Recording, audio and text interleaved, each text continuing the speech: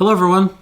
Today we are going to be reviewing some Raising Glasses, one of the premier independent bottlers here in the U.S., and I just keep forgetting they exist. I don't know what it is. Like I think I've only reviewed one or two bottles from them, which is not like because I don't like them. Like I'm really, really impressed with what they've been doing. I keep meaning to sit down and do my research on what they've gotten and order some stuff, and I just don't do it. But, however, that work has now been taken out of my hands because a very kind gentleman from Raising Glasses got in touch with me and said, hey, would you like to sample some of our offerings that we have coming out? And I said, yes, very much. What you got?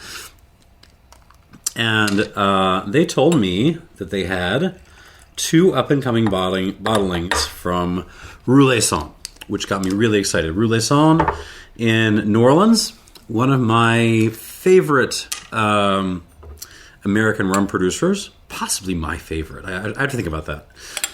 I did an interview with Andrew. I will link that up down below. Andrew actually kind of showed us around the city a little bit. I mean, or at least told us where to buy ice cream. So thank you. So yeah, two different bottlings of Roulaison, which is awesome. And along with that, a bottling from Matugga. Now, Roulaison needs less introduction. Matugga is a distillery owned by two folks, one from Jamaica and one from Uganda. And so, of course, they set up shop in Scotland. just southwest of Edinburgh. So let's start with this. This is the Raising Glasses Dhahabu. I'm sorry, I knew I would mess that up.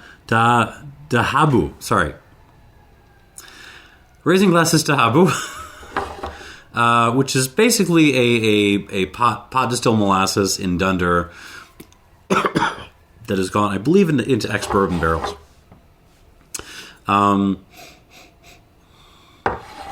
Let's see what we got here. 58.8% alcohol by volume. I'm mostly going to be walking up by proof, but I also want to keep the Roulaisons together, and this monster is like 73%, so it goes last. Interesting. It does not smell Jamaican. What am I getting? Jesus, what is that? So there's some vanilla. There's some good old-fashioned barrel char. But there's something else. What is it? It's something fruity. Like, there's some kiwi, some dragon fruit. Some tropical stuff, but atypical. Tamarind.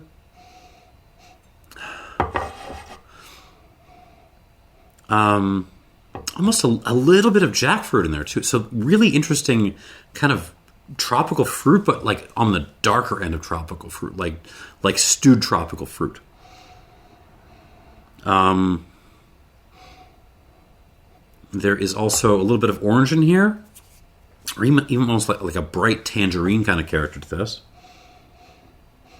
It's sort of twiggy at the same time.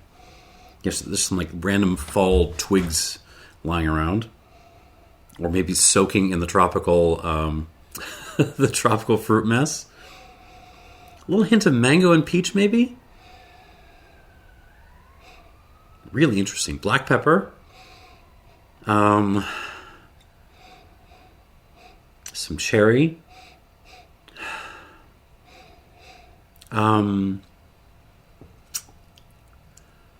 Here's one I haven't going to be able to break out with rum for a while. Balsamic vinegar. A little bit of balsamic vinegar. And well, okay. Here's a thought. This feels like a rum that is yak adjacent. I could see adventurous cognac and Armagnac fans getting into this. Oh, absolutely. So lightly herbaceous. There's a little bit of like a wintergreen thing. Like a couple of pine needles. The twiggy thing again. Fennel. A little bit of olive juice.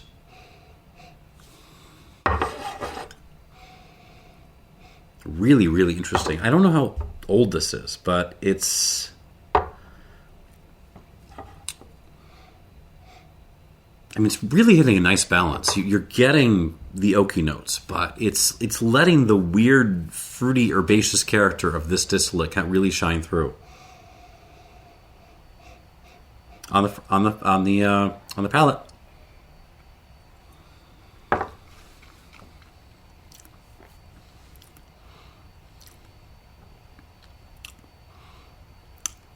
This is awesome.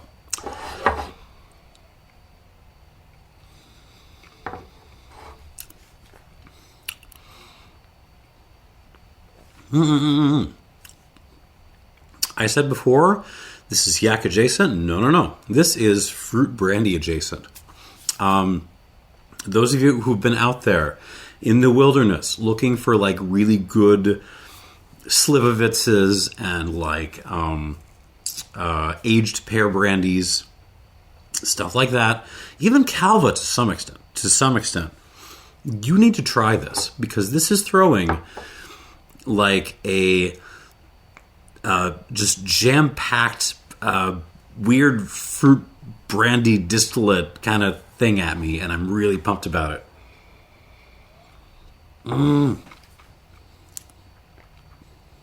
Hell yeah. Okay. What am I getting? Kiwi, mango, tamarind, little pineapple, little tangerine, lime peel, really. There's some more rocks on the palate, and then we're all on the nose. I am still getting the aniseed. I am still getting the oliviness, barrel char, twigs, a little bit of black tea.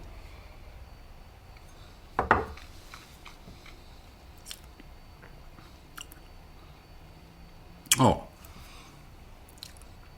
there's a little bit of like a erasable marker thing to this. This is fun. Oh, this is really fun. I like this. Black pepper, cinnamon sticks, little nutmeg,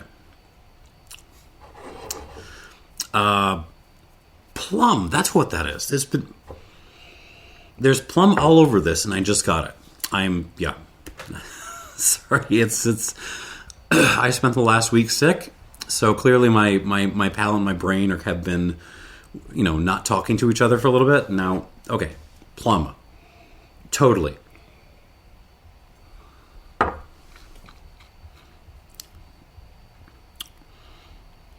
This is awesome. I really dig this.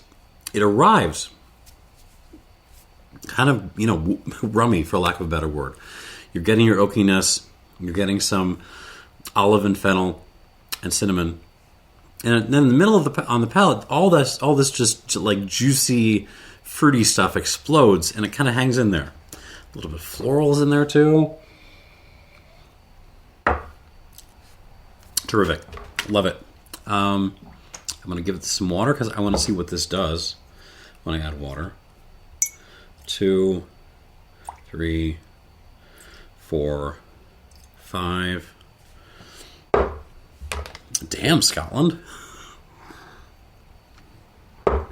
I did a whole thing of like Scotch rums a while back, and I found I liked a couple, but overall I was a little bit disappointed. Maybe all they needed was some guys from Uganda and Jamaica to come in to start figuring it out. Okay, this is the Burlesque from Roulaison, glass number 2. This thing, the Roulaison folks let ferment for 90 days, and that was not intentional. They just kind of forgot about it, apparently. Pot distilled molasses, of course, because that's what they do. And so I'm very excited. 58.3%, 7 years old. The only thing that kind of scares me is, the color is related to what scares me. What scares me is it is a cabernet zinfandel cask. I am on record as being wary of red wine casks. But, you know, I do like this distillery, so let's see what we got.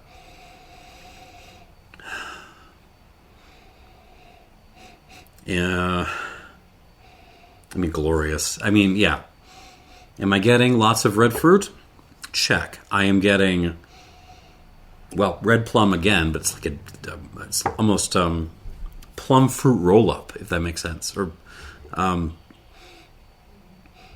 prune? No, it's fruit roll-up. Cherry fruit roll-up. Lots of different fruit roll-ups. Some grapefruit fruit roll-up in there.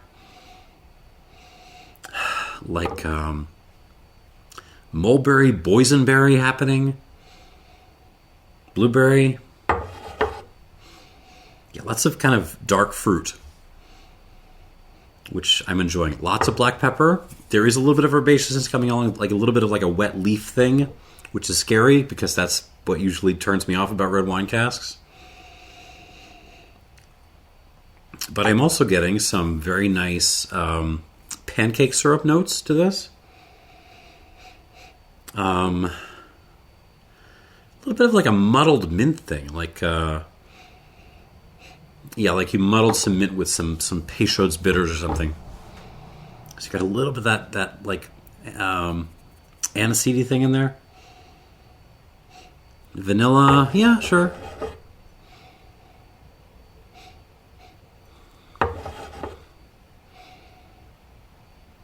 Very pretty. I mean, it does put me in mind of the aged Roulaison I had last year, I think. Maybe 2 years ago. I don't remember exactly. But I remember this. It's also throwing kind of this fruit roll-up party at me. And I'm not mad. On the palate.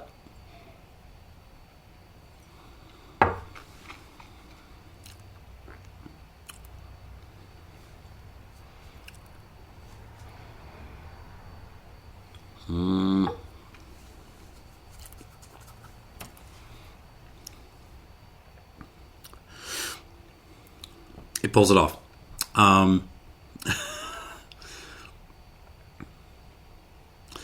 The cask is a lot. There's a lot of black pepper on this. There's a lot of like wet leaves, kind of bitter mixed herbs a little bit. But it achieves balance. Is the 90 days of fermentation doing anything extra from beyond like the other Roulaisons I've had? Not really. This is not a funk monster by any means. This is balanced, leaning wood driven, but not too far in that direction.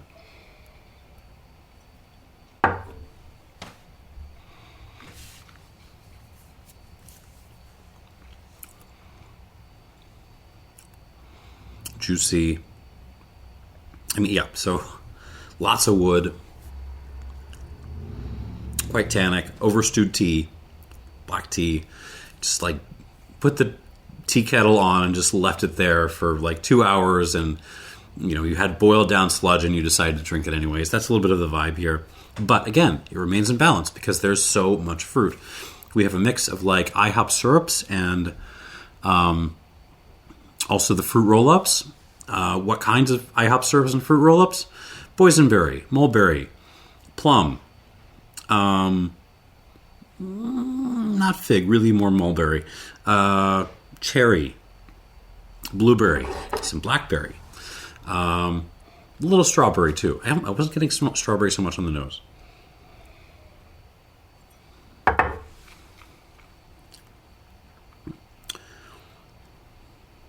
That metalled mint thing is fun. Holds the palate very well. Might be just a touch too bitter for my taste, but again, it's keeping it together. It's holding it in balance. The distillate has enough oomph to kind of keep the aggression of the wine cask in check. I'm going to give this some water. See how it reacts. 1, 2, 3, 4, 5. Yeah, to my surprise, I'm kind of enjoying the Dhahabu a little bit better. And that's okay. Moving on to this monster here, which is 72.7% alcohol by volume. So we are in hazardous material territory. This is the Jazz from Raising Glasses. It was 7 years in a rye cask, and this is, I'm going to read this, Dundered Queen Share. I'm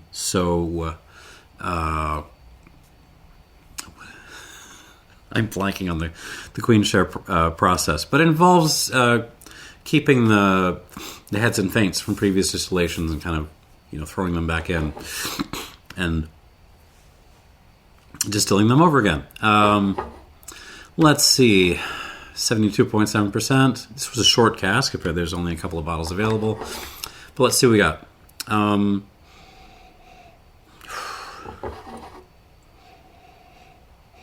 It is certainly like tickling my nose hairs. You can tell this is brutal stuff in terms of strength. 72%. You feel every one of those percents, but it is the pain that your nostrils will be feeling is softened a bit by just how lovely the rest of this nose is. It's actually quite rosy. There is some Turkish delight on this. There's some like baklava happening. Vanilla certainly, but yeah, very nutty. There's baklava.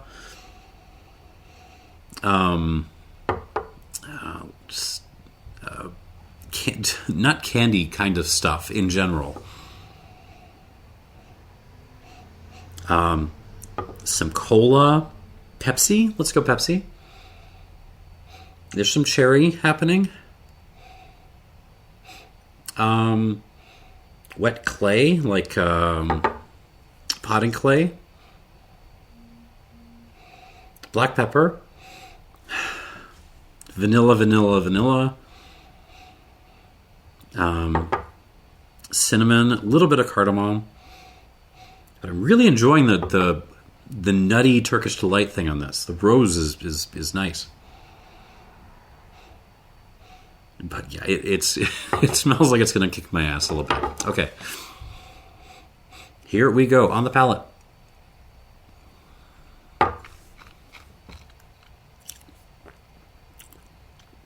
Ooh.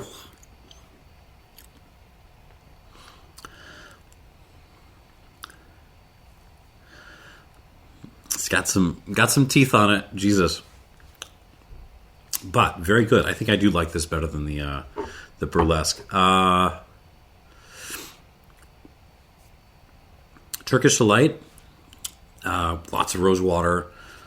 Baklava. Candied nuts. What kind of candied nuts am I thinking of? Not the ones Ralphie is always talking about. The almost like a peanut brittle thing.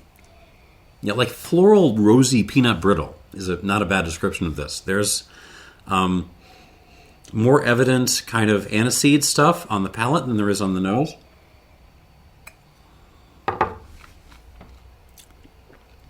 Pepsi. Vanilla. Cherry. A little bit of fig. Pancake syrup.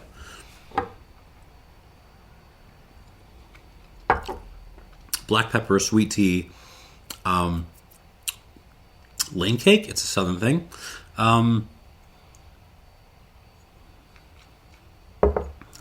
But yeah, it's what really pushes this away from just a straight up bourbon-driven kind of rum, or American oak-driven kind of rum, is that really interesting rosy Turkish delight component. I'm really happy about this. Cinnamon, cardamom.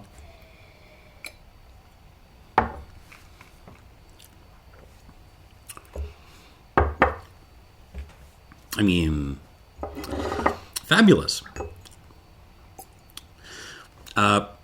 proof positive if you need it that American can do fabulous rum. 3, 4, 5, 6. We're probably at 7 or 8.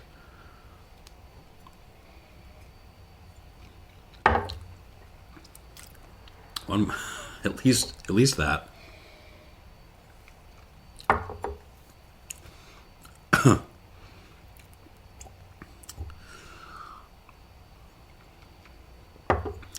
Hazmaters are fun. Like, you need to have a couple of hazmaters in your collection, but at the same time, they can be a pain in the ass.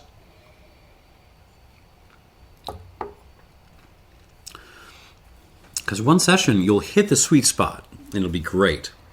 And the next, you'll just like, it's just a little bit too much or too little.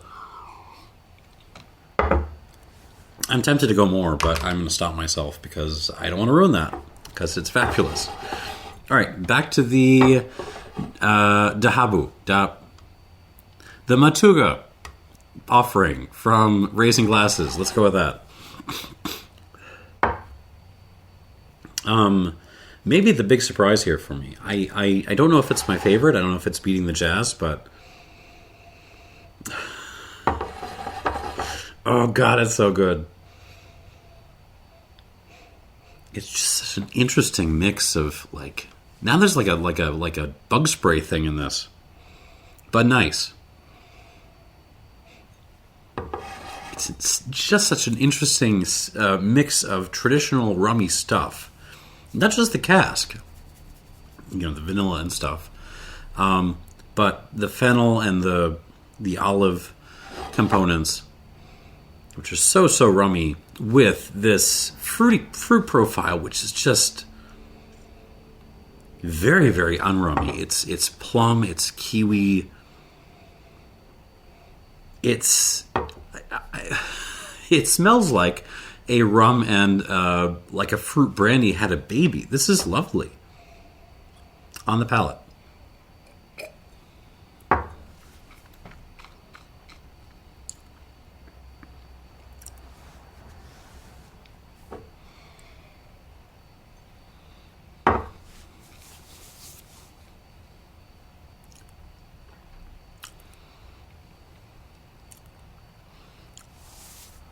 Oh.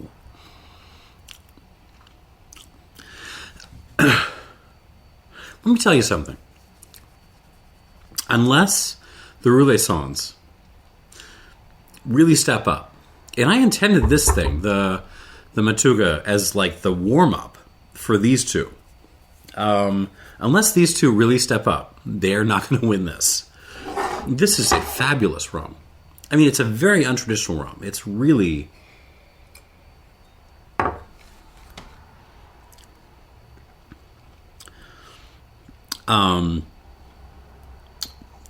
one part rum, like 2 parts slivovitz. But Jesus, what a spirit!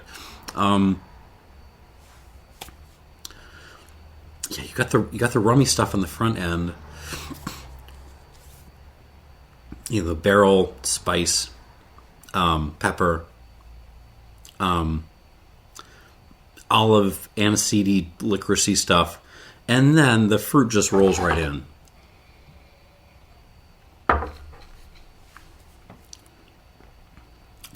Oh, and it gets weird. You got the kind of erasable markers thing. This is terrific. I think I actually like it better with water. Geez, what do I give this?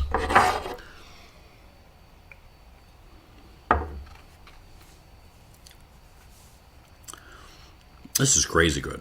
I can't do 90. It's not that good. I'd love to have a little bit more detail, just a little bit more. But darn, we're not that far away. I'm tempted to do an 88 plus, but no, I'm going to do an 89. This is an 89 point rum. Fabulous. There you go. I mean, I'm just drinking this.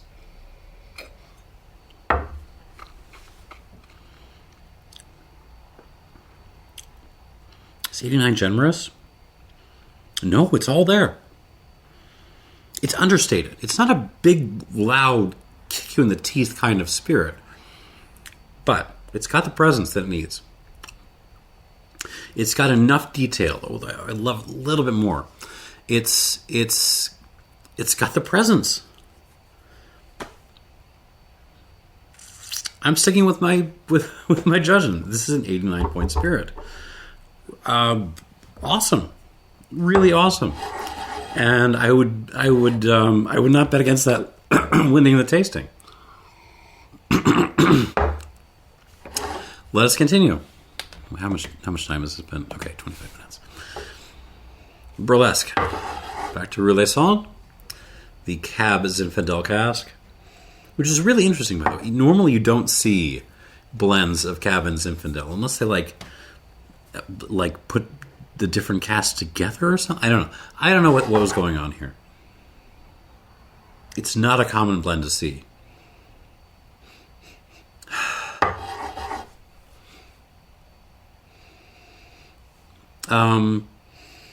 So water seems to have brought out the desserty elements of this. It's really like pancake syrupy now, which I'm okay with. All the like crazy fruity stuff has kind of moved into the back.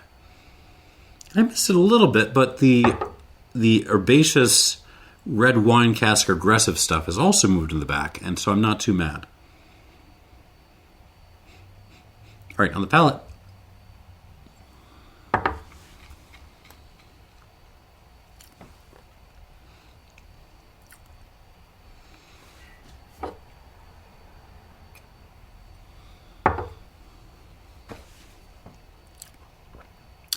Cleans up very nicely.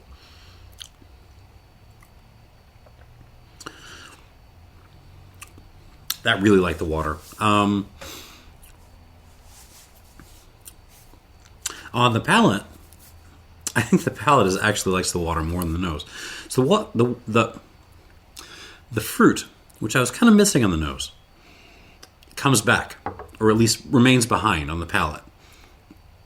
I'm still getting all my IHOP syrups and my fruit roll-ups of like weird dark fruity stuff. But some of the peppery herbaceous aggression that I was kind of not enjoying as much on the first go-around, even though I thought it was still pretty balanced.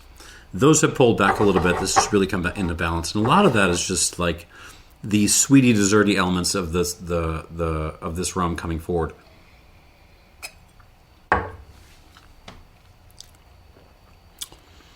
Yeah, like desserty flake tobacco.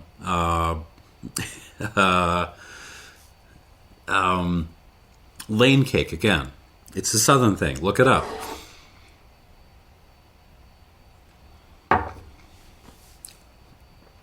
Almost like a sweet potato pie element. Interesting.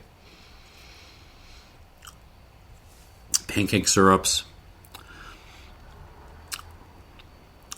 Hangs around. I don't think it's in the same league as the Dhahabu, Dhahabu, but really killer rum. Anyway, what would I score this? We're in the high 80s.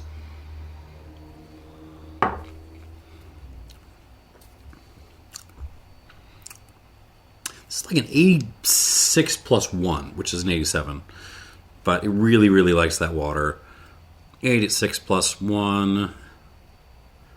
87. And there we go. And lastly, let's see where this monster is. Raising Glasses Jazz. Now no longer 72.7% ABV. We're a little lower than that.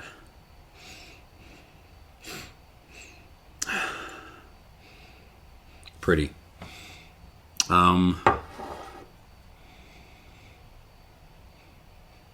So the Turkish delight thing is still there, and the baklava nut candy thing is still there, but now there is a tea leaf and black pepper component that's come out to really kind of compete with those things, and it's I don't hate it.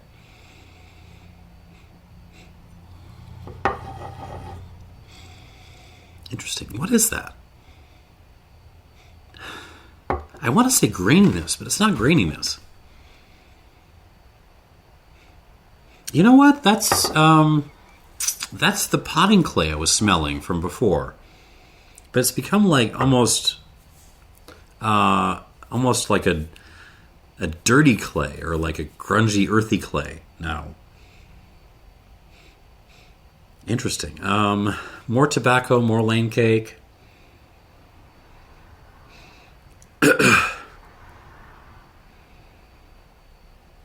I mean, Pepsi smells great. I don't know if it's going to beat the Matugga. Here we go. Come on, come through, Roulaison. You're one of my favorites. Here we go.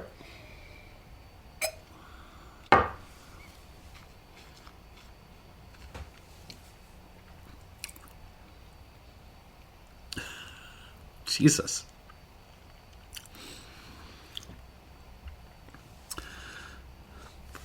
What?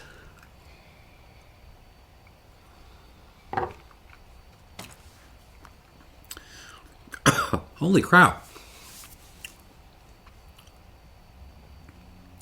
That is some whiplash. Okay, let me explain to you what I just tasted. So the front end of this is pretty similar. It's beautiful wood-driven rum with a intense, like, rose water, nutty component to it. And then, like a half a second into this, it suddenly turns into an absinthe in your mouth. There is a lot of aniseed and fennel.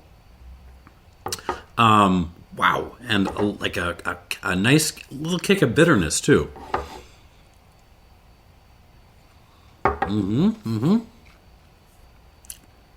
It's rum. It's an absinthe. Oh, God.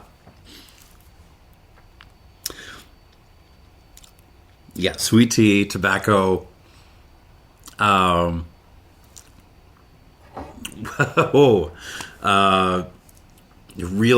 brown sugar, like jaggery.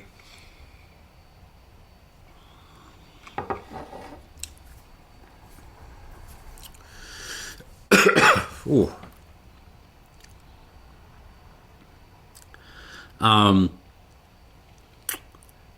It's a really fun contrast with the Dhahabu, because the jazz really is a kick in the teeth. Like, this is a power rum.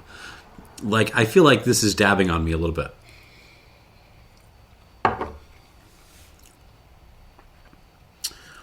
Yeah, just the assault of aniseed and fennel and kind of lightly herbaceous bitterness on the mid palate of this when you've added water to it is really, really fun. And like gives you a little bit of whiplash. I won't lie, but I'm enjoying it. It's dense, it's complex. But despite the power on this, I don't think it's beating the Dhahabu.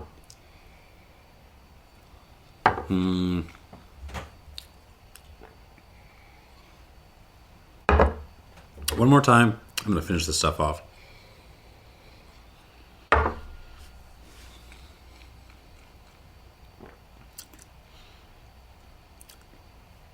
Oh, damn, that's so good. Oh, it's so good. Not today, Roulaison. I'm sorry, but I will give you a good score. Like, this is an 88. Big old, you know what? 88 hazmat. Because that is what it's doing. 88 hazmat.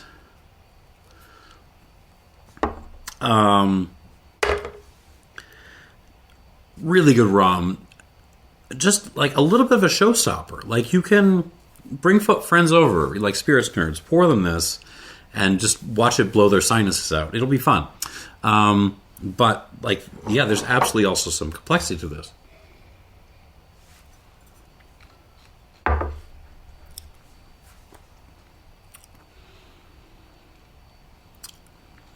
Just not enough to beat the Dhahabu. And yeah, there's your video. Clearly, I need to do some shopping over at the Raising Glasses site. 89 points for this Dhahabu. What do I say? Go check this out. It's very interesting. It's probably more for fruit brandy nerds like me than for traditional rummy nerds, but that's a hella good rum right there. 86 plus 1 for this Burlesque. Really loves the water. And 88 flat for this Jazz. 88 hazmat for the Jazz. And that is the video. Thanks for watching and cheers.